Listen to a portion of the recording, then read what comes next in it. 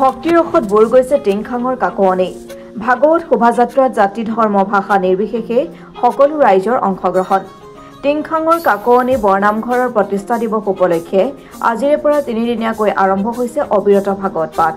কাকোৱনী বৰনামঘৰত অনুষ্ঠিত হোৱা ভাগৱত পাঠ অনুষ্ঠানত জাতি ধৰ্ম ভাষা নিৰ্বিশেষে সমন্বয়ৰ বাৰ্তাৰে সকলো ৰাইজে অংশগ্ৰহণ কৰে। কাকোৱনী গাঁৱৰ লগতে দাঁতি কাষৰীয়া 15খন গাঁৱৰ ৰাইজৰ সহযোগত 3 দিনীয়াকৈ অনুষ্ঠিত হৈছে অবিৰত ভাগৱত পাঠ অনুষ্ঠান। সহস্ৰাধিক লোকৰ অংশগ্ৰহণেৰে উলিওৱা হয় বিশাল ভাগৱত শোভাযাত্ৰা। প্ৰায় 10 কিলোমিটাৰ পথ ভাগৱত লৈ পদযাত্ৰা কৰা হয়। গায়ন বায়নৰ খোল তাল আৰু হৰিনামৰ ধ্বনিৰে ৰজন জনাই টিংখাঙৰ কাকোৱনী গাঁৱৰ আকাশ বতাহ। শোভাযাত্ৰাত জাতি ধৰ্ম ভাষা নিৰ্বিশেষে সকলো ৰাইজে অংশগ্ৰহণ কৰা পৰিলক্ষিত হয়।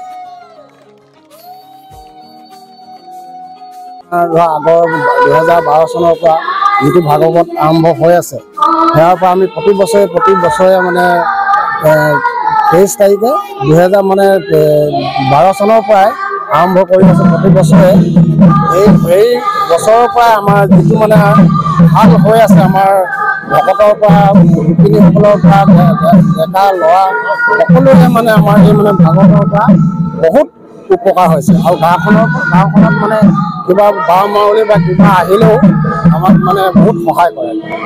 সেইটো কাৰণে আমি প্ৰতি বছৰে ফাগুনৰ 10 তাৰিখে আমি প্ৰতি বছৰে পাতি আছোঁ। আৰু এইবাৰ 2025 চনত 3 দিনীয়া কাৰ্যসূচীৰে আমি পাতি আছোঁ। আৰু সকলোকে আমি ইয়াত আহি দিনে ৰাতিয়ে যিখিনি আমাৰ ল'ৰাখিনিয়ে সহযোগ কৰিছে, সঁচাকৈও আমি গৌৰৱান্বিত। বিভিন্ন জনজাতি আছে, আমাৰ ওচৰৰে মানে কোঁৱৰী সমাজ আছে আৰু আমাৰ মুৰা সমাজ আছে, তাৰপিছত আমাৰ নেপালী সম্প্ৰদায় আছে। সকলোৱে আমাৰ ইয়াত মানে সহযোগ কৰিছে। আৰু দূৰ দূৰণিৰ পৰা অহা সকলোৱে নপাম গাঁও, নাহৰপাৰা বৰবিল, ডেকাগুৰি সকলোৱে আমাৰ ইয়াত অনুষ্ঠানত যোগদান কৰিছে। প্ৰায় 15খন গাঁৱে আমাৰ যোগদান কৰিছে।